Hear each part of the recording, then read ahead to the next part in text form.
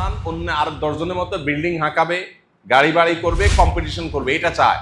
আমার সন্তান আল্লাহওয়ালা হবে, চুরি চোষরামি করবে না, সরকারি চাকরি করলে ঘুষ খাবে না, দুর্নীতি করবে না, আর মানুষের ক্ষতি করবে না।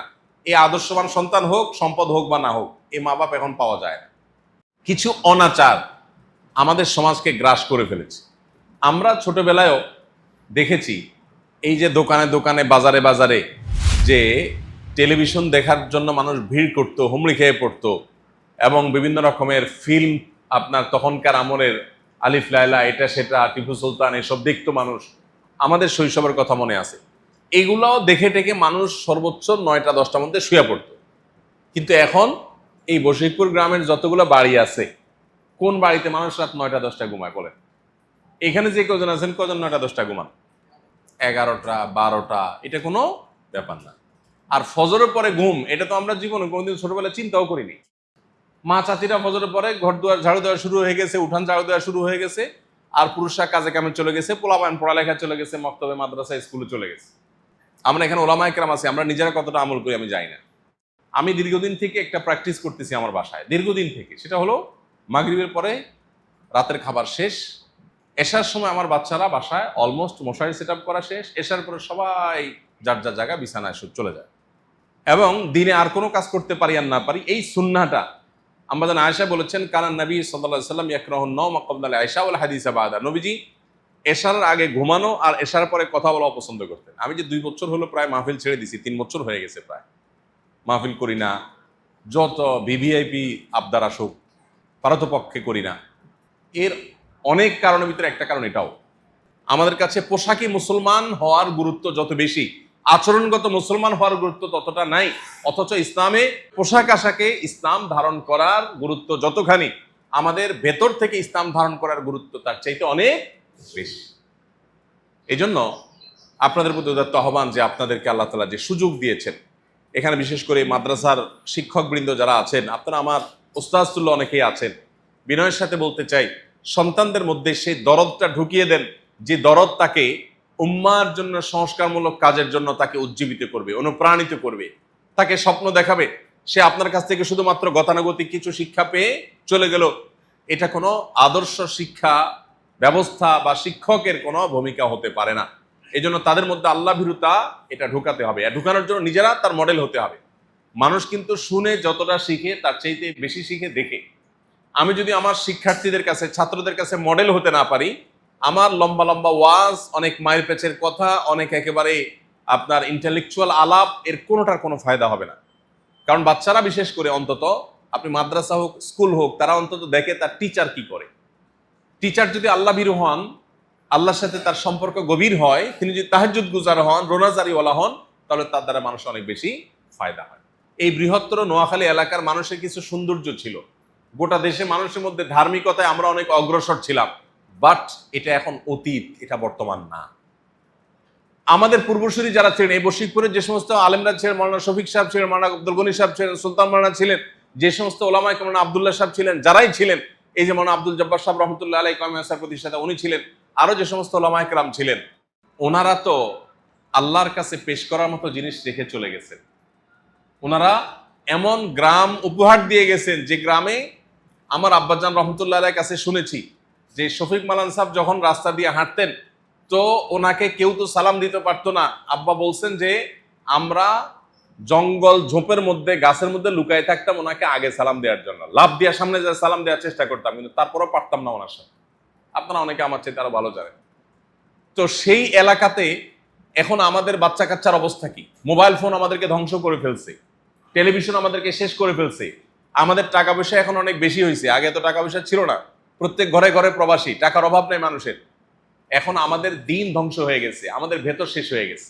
ওই যে কয়দিন আগে যে ভদ্র মহিলা, যে বৃদ্ধা মা, তিনি বাসায় ঢাকা শহরে ফ্ল্যাট বাড়িতে মরে পচে গলেছিলেন, সন্তানরা সব প্রতিষ্ঠিত সরকারি অফিসার এবং বিভিন্ন পর্যায়ে উপরস্থ কর্মকর্তা। এই অবস্থায় এই ভদ্র মহিলার যে করুণ পরিণতি, এটা সুস্পষ্টভাবে চোখে আঙ্গুল দিয়ে আমাদেরকে দেখিয়ে দিয়েছে যে সমাজে কোথায় পচনটা ধরেছে। আমরা ক্যারিয়ারিস্টিক হয়ে গেছি, আমরা জাগতিক উন্নতির জন্য পাগল পড়া হয়ে গেছে, আমাদের আদর্শ শেষ হয়ে গেছে। এই জন্য ইমামদের ভূমিকা হবে গুরুত্বপূর্ণ।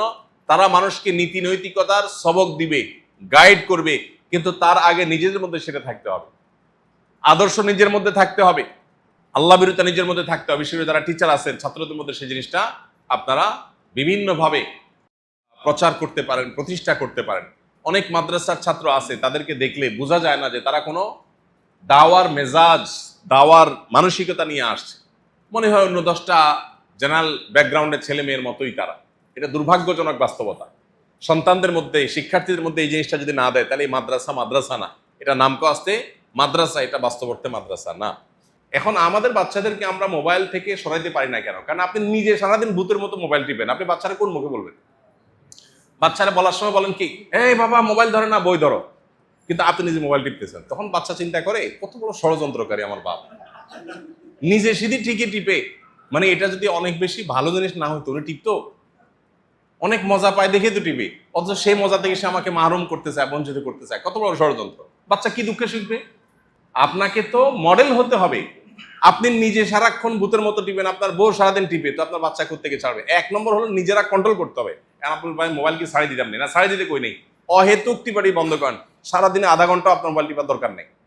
নেসেসারি মোবাইল আধা ঘন্টা আপনার টিপার দরকার হয় না।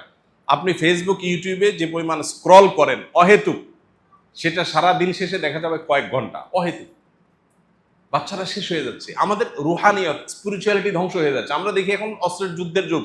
অস্ত্রের যুদ্ধের যুগ না এখন ভাই, এখন হলো আধ্যাত্মিক যুদ্ধের যুগ, স্পিরিচুয়ালিটির যুগ। আমাদের স্পিরিচুয়ালিটি শেষ হয়ে গেছে এই সোশ্যাল মিডিয়ার কারণে, মোবাইলের কারণে। আপনি নিজে আগে কন্ট্রোল করতে হবে। দেখো বাবা, আমি দেখতাম না আগে কত টিপতাম, এখন দেখছো বাবা কমাই দিছি, বাটন ফোনে চলে আসছি, দরকার ছাড়া মোবাইল টিপি না।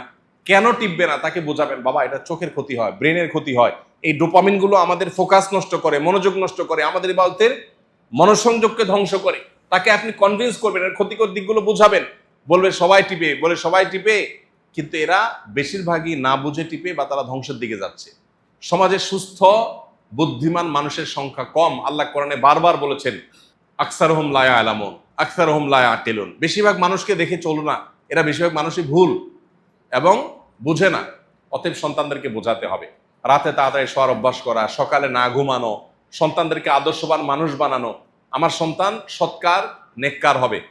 সন্তানদেরকে সবাই চায় দুধে ভাতে থাকুক, সন্তান মানুষের মতো মানুষ হোক, এটা চায় না। আমার সন্তান অন্য আর 10 জনের মতো বিল্ডিং হাঁকাবে, গাড়ি বাড়ি করবে, কম্পিটিশন করবে, এটা চায়।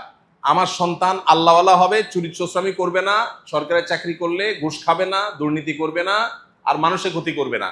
এই আদর্শবান সন্তান হোক, সম্পদ হোক বা না হোক, এই মা বাপ এখন পাওয়া যায় না। কুরফিদির সময় বলে হ্যাঁ আমি জি হুজুর জি হুজুর, কিন্তু আসলে দিন শেষে দরকার কি? টাকা। পোলারে আমরা বিদেশে গেলে প্রবাসীরা আমাদেরকে ধরে, আমাদেরকে ওয়াজ করে লাভ না হুজুর, আব্বা ঘরে ওয়াজ করেন গ্রামে যাই কেন? ব্যবসা ছাড়া তোর কারণে না 2 নম্বরই কাম করা লাগে কেন? তোর লগে একসাথে বিদেশে আইছে, হেতে এতখান বিল্ডিং করিয়া লাইছে, তুই কিচ্ছু। এখন হেতে চুরি করি করছে, এটা যদি বলি তুই কব তো তুই কিছু করতে হারস না গেলে। এই রোগটা আছে না নাই? আর একটা বদ জিনিস হচ্ছে জমি জমা চাষ করা নাই। আমাদের এলাকাতে জমি জমার কোনো চাষ করতে আমি দেখি না। যদি কোনো কালে কোনো যুদ্ধ বাঁধে, যুদ্ধ বাঁধলে তো খানার অভাব হয়, দুর্ভিক্ষ হয়, এই এলাকার মানুষ না খায় সব সাফ হয়ে যাবে। কারণ তখন বস্তা ভরা টাকা থাকবে, কিন্তু খেতে ফসল থাকবে না। এখন পোলাফাইন বিদেশ কয় কি কয়, আব্বা কীর্তেন কাজ করবেন, আপনি বই থাকলেই ভালো না খারাপ? বসে থাকলে ধ্বংস হবে। সে কাজ করলে সে ভালো থাকবে, সুস্থ থাকবে। আমাদের ক্ষেতগুলো সব ধ্বংস করে ফেলছি আমরা, চাষ করে না, পড়ি থাকে। কারণ চাষ করলে মনে করি লস। আরে আমি মাটির সংস্রবে থাকলে আমার স্বাস্থ্যের জন্য তো ভালো। তো আমরা যদি এই সমস্ত টপিকগুলোতে মানুষকে সচেতন করি, চাষাবাদের ফজিলত নিয়ে আপনি একদিন জুমায় আলোচনা করেন, সুবহানাল্লাহ। ঢাকা একটা সেমিনারে, কৃষি বিষয়ে একটা সেমিনারে আমাদের এক ভাই একটা প্রবন্ধ উপস্থাপন করলেন, আমি নিজে অবাক হয়ে গেছি। কোরআন এবং হাদিস থেকে তিনি যে পরিমাণ আয়াত কোট করলেন, কয়েক ডজন আয়াত কোট করলেন, এত প্রাসঙ্গিক যে আমাদের আজকে পৃথিবীতে কারো কাছে যাওয়া দরকার না, কোরআন হাদিস দেখলে যথেষ্ট। এই জন্য সমাজের মানুষের একদম প্রয়োজন অনুযায়ী আমাদেরকে দাওয়া দিতে হবে। আল্লাহ আমাদেরকে তৌফিক দান করুন, এবং ঐক্যবদ্ধ থাকতে হবে, মিলেমিশে থাকতে হবে। একটা মডেল এবং আদর্শ আমাদেরকে উপস্থাপন করতে হবে। রাজনৈতিক অস্থিরতা যতই হোক, দ্বীনি এবং ধর্মীয় জায়গায় আমাদের মধ্যে, আলেমদের মধ্যে ঐক্যের কোনো ফাটল যেন না হয়, এবং আমাদের নিজেদের চিন্তা অন্যের উপরে চাপাবো না। ভিন্ন মতের মানুষদেরকে আমরা শ্রদ্ধা করবো। আল্লাহ আমাদেরকে তৌফিক দান করুন।